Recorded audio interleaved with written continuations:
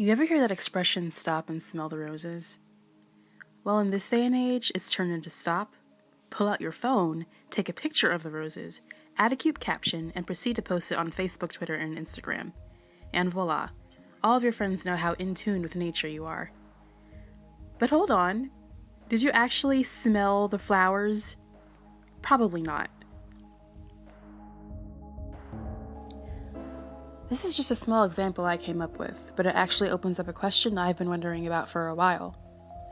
Are we documenting our lives so much using social media that it actually inhibits us from actually experiencing it and enjoying it? To put it a little more into context, how much are you really experiencing a concert if you spend the whole time recording it on your phone?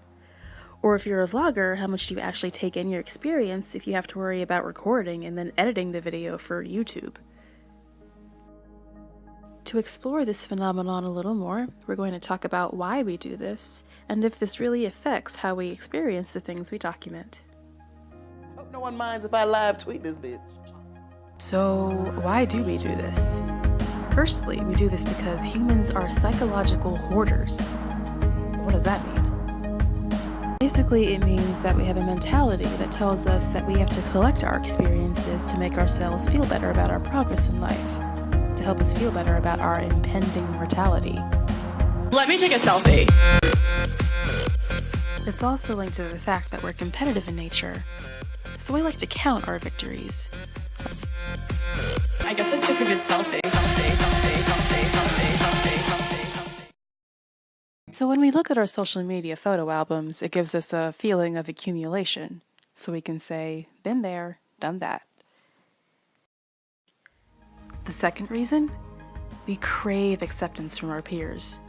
We want them to acknowledge and notice our victories, which is completely natural.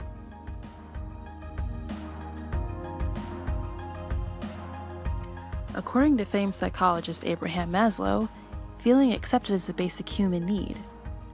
Along with physiological and security needs, this ties most closely with our social, esteem, and self-actualizing needs. And what better way to feed our esteem and feelings of acceptance than getting 30 likes and 10 comments on your latest selfie on Instagram, right? The big question: is all this documenting distracting us from truly experiencing the very things we're trying to capture? When your brain takes in new information of your surroundings and incorporates it into how you view the world, that process is called encoding. Reacting to that information and making decisions based on it is called response selection. Both processes take place in the same part of the brain, so the brain has trouble if it's trying to do both at the same time. Damon Brown, TED Talk speaker and author, speaks at length of how we've prioritized our virtual presence over our real lives in his book, Our Virtual Shadow: Why We Are Obsessed with Documenting Our Lives Online. In his book, he sums it up pretty well. More than ever, we're now focused on documenting and building the history of our lives, not on living the life unfolding right in front of us. It's all about the check-in, the status update, the captured moment, rather than being fully present day to day. We're each focused on what I like to call our virtual shadow, a collective narrative that, like a physical shadow, is symbolic of where our real selves have been, albeit a few steps behind. He goes on to say that this isn't new. Technology has always presented itself with problems for us, along with its benefits.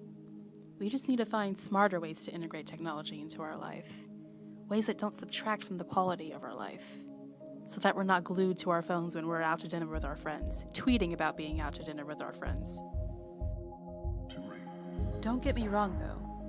Over recent years, people have captured and documented and said extraordinary things using social media and smartphone cameras. In fact, we've made tremendous progress with it. But let's not confuse capturing life with enjoying it. We might learn something by resisting the urge to pull out our phones to take pictures and tweet about having coffee with someone. Or, better yet, if we stop taking pictures of our food for Instagram and just eat it.